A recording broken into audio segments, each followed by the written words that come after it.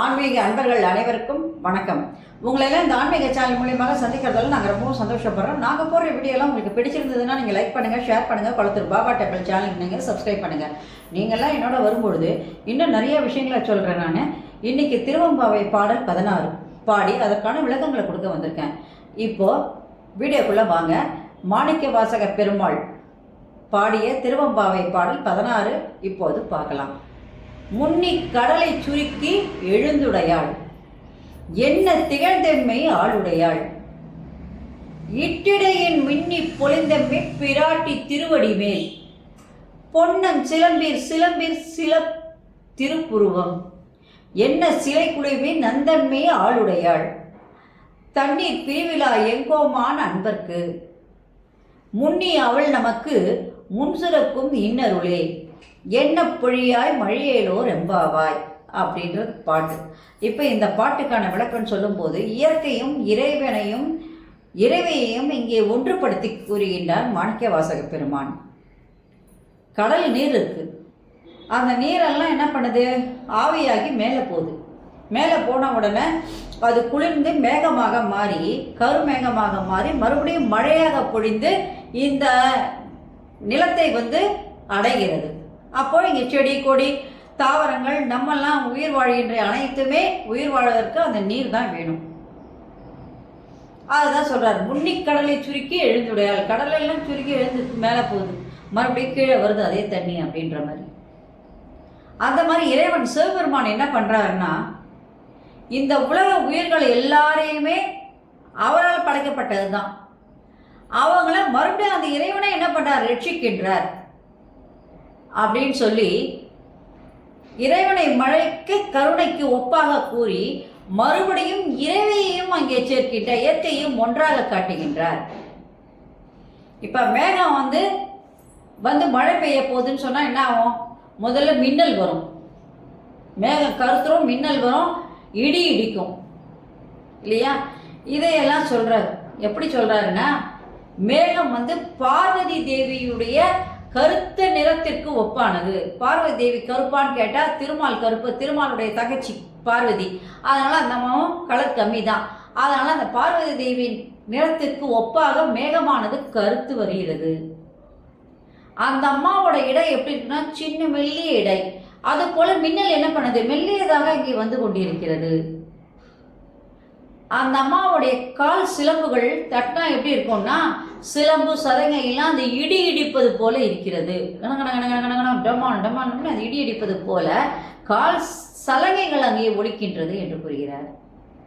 வானவில் போல அந்த அம்மாவுடைய புருவமானது வானவில் போல இருக்கிறது, தாயினுடைய புருவமானது வானவில் போல இருக்கிறது என்று அந்த ஒப்புமையை, இயற்கையோடு அந்த ஒப்புமையை, மழைய ஒப்புமையை அங்கே கூறுகின்றார் மாணிக்க வாசக பெருமான். இப்போ அம்பிகைக்கு ஒரு பேர் இருக்கு, பிரியாவிடை என்று. பிரியாவிடைனா என்ன, இறைவனோடு எப்பொழுதுமே ஒன்று சேர்ந்து பிரியாமல் இருப்பவள். தம் பக்தரை காப்பதற்காக இறைவனுக்கு முன்னே அருள் செய்யக்கூடியவள். அதான் சொன்னார், தண்ணீர் பிரிவினை எங்கோமான அன்பர்க்கு முன்னி அவள் நமக்கு முன்சுரக்கும் இன்னருளே அப்படின்னு சொன்னார். ஏன் அந்த அம்மாவுக்கு பிரியாவிடை என்று வந்தது? இப்ப நீங்க ஒவ்வொரு கோயிலையும் மீனாட்சி பார்த்திருப்பீங்க, காமாட்சி பார்த்திருப்பீங்க. அதெல்லாம் தனித்தனியான சந்நிதி, தனித்தனியான உருவங்கள்ல சாமி வெளியில ஊர்வலமாக வரும். ஆனா இறைவனோடு ஒன்று சேர்ந்து வருகின்ற அந்த தாய்க்கு பேர் பிரியாவிடை. அவள் எப்பொழுதும் பிரியாமல் அந்த இறைவனோடையே கொண்டிருப்பாள்.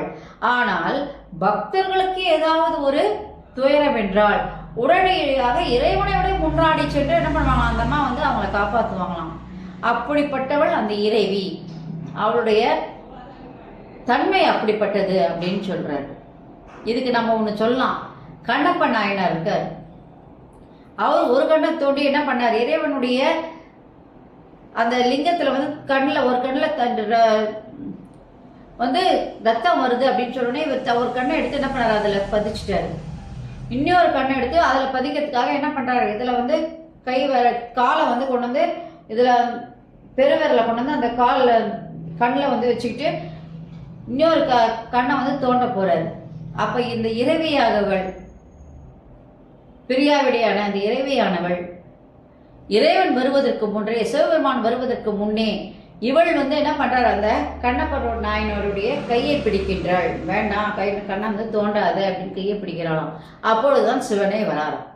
அதனால முன்னிருப்பவர்களுக்கு முன்னே தோன்றுகின்றவள். ஒருத்தருக்கு கஷ்டம்னு சொன்னா, அன்பர்களுக்கு கஷ்டம்னா முன்னாடி நிற்கக்கூடியவள் அந்த தாய் தான் அப்படின்னு சொல்றார். அதனால அந்த தாயின் கருணைக்கு ஒப்பாக அந்த மழையானது அங்கே பெய்து எல்லா உயிர்களையும் அங்கே ரட்சித்து காக்கின்றது என்று மாணிக்கவாசக பெருமான் அழகாக இதுல விளக்கி கூறுகிறார். இப்போ இந்த பாடலுடைய விளக்கத்தை பார்த்தீங்க. இப்போ இந்த பாடலுடைய சிறப்புன்னு சொன்னா, இயற்கையை இறைவனோடு ஒப்பிடுகிறார். ஏன்னா இறைவனுடைய அருளால் தான் இந்த சர்வ உலகமும் அவருடைய கட்டுப்பாட்டில் தான் இருக்குது. பஞ்சபூதங்களும் அவருடைய கட்டுப்பாட்டில் தான் இருக்குது. அப்படி இருக்கும்போது அந்த இறைவன் இறைவியுடைய கருணைகள் எப்படி இருக்குன்னா, அந்த இயற்கையோடு ஒத்து இருக்கு. தண்ணியெல்லாம் என்ன பண்ணுது, கீழே இருக்கிற தண்ணி, அந்த கடலில் இருக்கிற தண்ணி எல்லாம் வெப்பத்தினால மேலே ஆவியாக போய் மேலே போன உடனே என்ன பண்ணுது, மறுபடியும் குளிர்ந்து மேகமாக மாறுது. மேகமாக மறுபடியும் மழையாக இங்கே பொழிகிறது. அதுபோல தான் அந்த சிவபெருமானவர் அவருடைய அருளால் இந்த உலகமானது ரட்சிக்கப்பட்டு அந்த மக்களை எல்லாம் அந்த இறைவனானவர் அந்த மழையானது எவ்வாறு பெய்து உலக உயிர்களை காக்கின்றது, அதுபோல அந்த இறைவன் அவர்களை காக்கின்றார் என்று கூறுகிறார். அதே மாதிரி இந்த மழைக்கும் மேகத்து இயற்கைக்கும் இந்த தாய்க்கும் ஒப்புமைப்படுத்தி கூறுகிறார். மேகம் பார்வதியினுடைய நிறத்திற்கு ஒப்பாகவும், மின்னலை பார்வதியின் இடைக்கு ஒப்பாகவும், இடையே பார்வதியினுடைய சிலம்பு சதகைக்கு ஒப்பாகவும், வானவில்லை இறைவியினுடைய புருவத்திற்கு ஒப்பாகவும் இங்கே கூறி மழை எவ்வாறு மக்களை காக்கின்றதோ அதுபோன்று அம்பிகையாகிய அந்த பெரியார் விடையானவள் இறைவனுடன் ஒன்று சேர்ந்து இங்கே அருள் புரிந்து மக்கள் அனைவரையும் காத்து அவர்களை ரட்சிக்கின்றாள் என்று கூறுகிறார். அதனால அந்த தாய்க்கும் தந்தையும் ஒன்று சேர்ந்து தான் இந்த உலகத்தை காத்து ரட்சிக்கின்றார்கள். அதனால அவர்களை நாம் என்ன பண்ணணும், எப்பொழுதும் எந்த நேரமும் நினைத்து பாடி அவங்களுடைய நாம் என்ன பண்ணணும், உயிருடன் நாம் அந்த இறைவனையோடு நாம் கலப்பதற்கு வழிவகை செய்ய வேண்டும். நம்ம பக்தியால் நம்ம இறைவனை நெருங்க வேண்டும் என்று கூறுகின்றார். நன்றி, வணக்கம். இந்த வீடியோ உங்களுக்கு பிடிச்சிருந்ததுன்னா நீங்கள் லைக் பண்ணுங்கள், ஷேர் பண்ணுங்கள், குளத்தூர் பாபா டெம்பிள் சேனல் நீங்கள் சப்ஸ்கிரைப் பண்ணுங்கள். நீங்கள்லாம் என்னோட வரும்பொழுது இன்னும் நிறைய விஷயங்களை நான் சொல்ல கடமைப்பட்டிருக்கேன். நன்றி, வணக்கம். Subscribe to my channel and please press the bell icon for more videos.